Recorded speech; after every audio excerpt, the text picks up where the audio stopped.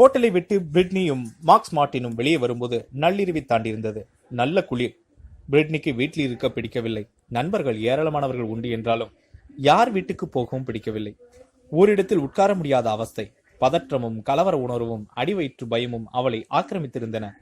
இன்னும் ஒரு முழு நாளை தின்று தீத்தாக வேண்டும். என்ன ஆகும் மார்ட்டின்? 1,10,000வது முறையாக கேட்டால். அமைதியாக இரு, நல்லதே நடக்கும் என்று அவரும் 1,10,000வது முறை பதில் சொன்னார். பிரிட்னிக்கு மட்டுமல்ல, மார்ட்டினுக்கும் அதுவே அமில பரீட்சை. ஒரு கவிஞனாக தன் வாழ்க்கையை தேர்வு செய்து கொண்டு ஸ்பெயினிலிருந்து புறப்பட்ட நாளாக ஒரு பெரிய பிரேக்கு காத்திருந்த கொக்கு அவர். நிறைய மேடை நாடகங்கள், விளம்பர படங்கள், இசை ஆல்பங்களுக்கு எழுதிவிட்ட பிறகும் எதிர்பார்த்த அந்த பிரம்மாண்ட வெற்றி இன்னும் கிடைத்தபாடில்லை. ஏதோ ஒன்று, என்னமோ ஒன்று குறுக்கே மறித்து புகழின் கழுத்தை நெரிக்கிறது. எது அது? தெரியவில்லை. தனக்கு ஒரு பாடல் வேண்டும் என்று 18 வயது பிரிட்னி மார்ட்டினிடம் கேட்டு வந்தபோது பெரிதாக எந்த எதிர்பார்ப்பும் இல்லாமல் தான் அவர் எழுதினார். சின்ன பெண், அழகாக துருதுருவென்று இருக்கிறாள், நன்றாக பாடுகிறாள். ஒருவேளை பெரிய ஆளாக வரக்கூடும் என்பதற்கு மேல் வேறு எதையும் அவர் யோசிக்கவில்லை. ஆனால் ஆல்பம் ரெடி என்று ஜீவ் ரெக்கார்டிங் கம்பெனியின் தலைமை நிர்வாகி போன் செய்து கூப்பிட்டு போட்டு காட்டிய போது மார்ட்டினும் பிரிட்னியும் மட்டுமல்ல, அந்த முதல் பிரதியை பார்த்த அத்தனை பேரும் வாயடித்து போனார்கள். பெண்ணே, நீ உலகை ஆளப்போகிறாய். ரொம்ப ஜாக்கிரதையாக இரு. உடம்பை கெடுத்துக் கொள்ளாதே, குரலை கெடுத்துக் கொள்ளாதே. உன் ஆட்டமும் பாட்டும் பூமி சுற்றி கொண்டிருக்கும் வரைக்கும் உலகை சுற்றி கொண்டிருக்கும் என்று தலையில் கை வைத்து ஆசீர்வதித்தார் சோனி மியூசிக்கின் நியூயார்க் பிரிவு மார்க்கெட்டிங் தலைவர். அதுதான் கனவை வளர்த்தது. அதுதான் அச்சத்தையும் கொடுத்தது.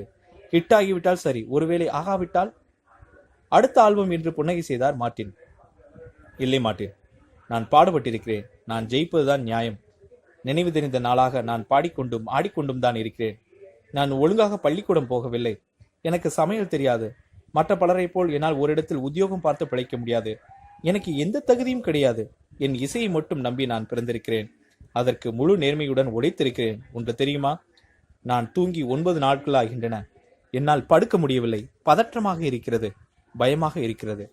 மார்ட்டின் அவளை தட்டி சமாதானப்படுத்தினார். அவருக்கு அது இன்னொரு ஆல்பம் தான். ஆனால் பிரிட்னி ஸ்பியர்ஸ்க்கு அது வாழ்க்கை. நிறைய சொல்லியிருந்தால் தன்னை பற்றி, தன் குடும்பம் பற்றி, இளமை பொழுதுகள் பற்றி.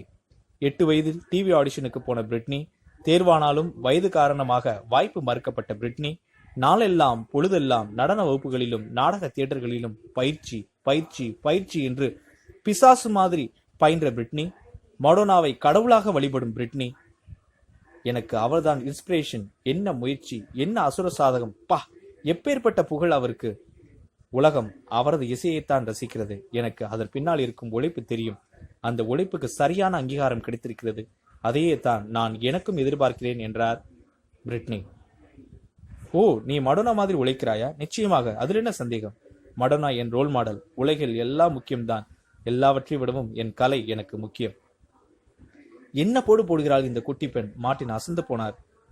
அன்றிரவே அவர்கள் நியூயார்க் நகர வீதிகளை நடந்தே கழித்தார்கள்.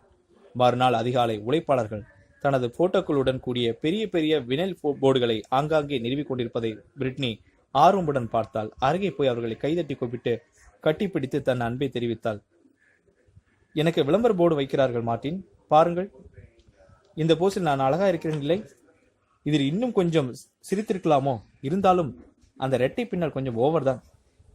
எடுபட வேண்டும். அமெரிக்கர்களுக்கு தலையை பிண்டிக் கொள்வது அவ்வளவாக பிடிக்காதில்லை. ஆனால் எரிக் போஸ்டர் அமெரிக்காவை மட்டும் நினைக்காதே என்று சொல்லிவிட்டார்.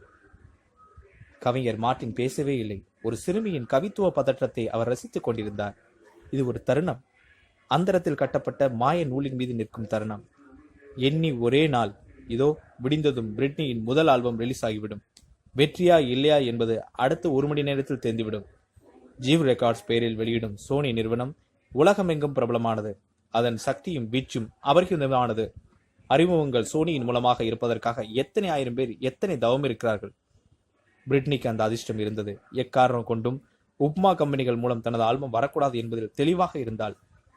18 வயதுக்கு அத்தனை தெளிவு ஆச்சரியகரமானது. போராடி கொண்டுதான் இருந்தாள். என்றாலும் கிடைத்த குட்டி வாய்ப்புகளை அவள் பயன்படுத்திக் கொள்ள விரும்பவில்லை. என் தரம் எனக்கு தெரியும் மார்ட்டின். என்னை ஏந்திச் செல்ல எனக்கு தேவதைதான் வேண்டும் என்று பிரிட்டிஷ் சொன்னாள். அப்படி ஒரு வாய்ப்பு வருகிற வரை காத்திருந்தாள். முயற்சிகளை விடாமல் தொடர்ந்தாள். திரும்ப திரும்ப சோனியின் கதவுகளை உடையும் அளவுக்கு தட்டி எழுப்பி தன்னை நிரூபித்து அந்த வாய்ப்பை பெற்றிருந்தாள். ஜிம்னாஸ்டிக் தெரிந்திருந்தது. டிஸ்னி சேனல் நிகழ்ச்சிகளில் நடித்திருந்தது. நியூயார்க் ப்ரொபஷனல் பெர்ஃபார்மிங் ஆர்ட்ஸ் பள்ளிக்கூடத்தில் படித்தது, இன்னசென்ஸ் என்னும் இசைக்குழுவில் சில காலம் பாடியது எல்லாமே அவளுக்கு உதவி செய்தன. எல்லாவற்றை விடவும் உதவியது பிரிட்னியின் அபாரமான தன்னம்பிக்கை. நான் அழகானவள், நான் இளமையானவள், நான் திறமைசாலி, நான் உழைக்கிறேன், கடுமையாக உழைக்கிறேன், எனவே நான் ஜெயித்தாக வேண்டும். ஆனால் பிரிட்னி, அதிர்ஷ்டம் என்று ஒன்று இருக்கிறது அல்லவா? வீட்டில் அப்பாவும் அம்மாவும் எப்போதாவது கவலை மேலோங்கினால் மெதுவாக கேட்பார்கள். அப்படி ஏதும் இருப்பதாக எனக்கு தெரியவில்லை என்று சொல்லிவிடுவாள். அந்த முதல் album hit me baby one more time 1998 இறுதியில் வெளியான தினம் வரை நம்பிக்கை மட்டுமே அவளது சாப்பாடாக இருந்தது. ஒரு கணமும் தனது நம்பிக்கையை அவள் தவறவிட்டதில்லை. மிக நிச்சயமாக நம்பினாள், நான் தகுதியானவள், எனவே நான் ஜெயிப்பேன். ஆல்பம் வெளியானது, அவ்வளவுதான். ஐயோ, யார் இந்த பெண்? செம கியூட்டாக இருக்கிறாளே, குட்டி பாவாடை சட்டியும் இரட்டை பின்னலுமாக என்ன குதியாட்டம் போடுகிறாள். குரலா இது? அதிரும் தந்தி கருவி மாதிரி அல்லவா இருக்கிறது. இந்த பேஸ் வாய்ஸ் ஒரு வரப்பிரசாதம். எத்தனை ஆழத்துக்கு போகிறாள். அங்கிருந்து என்னமாய் தாவி மேலே உயர்கிறது அந்த குரல். ஐயோ, என் கண்ணை பட்டுவிடும் போலிருக்கிறதே. உலகமே தலைமையில் வைத்து கொண்டாட தொடங்கியது. சோனி அறிவித்து விட்டது, அன்றைக்கு மாலையே பிரிட்னி ஸ்பியர்ஸ் ஓர் உலக நட்சத்திரமாகி போனார். ஹிட், மிகப்பெரிய ஹிட், நம்ப முடியாத ஹிட். நூற்றாண்டு கால சரித்திரத்தில் அமெரிக்காவில் வேறு எந்த ஒரு பெண் கலைஞரின் முதல் ஆல்பமும் அத்தனை பெரிய ஹிட் ஆகவில்லை. தனது முதல் வெற்றியின் போது பிரிட்னிக்கு 18 வயது கூட பூர்த்தியாகியிருக்கவில்லை. இன்றைக்கு 30 எட்டி பிடித்துக் கொண்டிருக்கும் வயதில் அவரது அந்த முதல் புகழின் சதவீதத்திலிருந்து அரை இங்களும் கூட குறையவில்லை. பிரிட்னி ஸ்பியர்ஸ் பாப் இசை ரசிகர்களுக்கு ஒரு வாழும் தேவதை. எத்தனையோ ஆல்பங்கள், எவ்வளவோ வெற்றிகள், கோடிக்கணக்கான பணம், புகழ், ஆடம்பரம், உல்லாசம், கிசுகிசுக்கள், கசமுசாக்கள் பிறகு வந்துவிட்டன. ஆனால் அவர் நினைத்தது பிசகவில்லை. நான் தகுதியானவள், எனவே ஜெயிப்பேன். ஜெயித்தார்.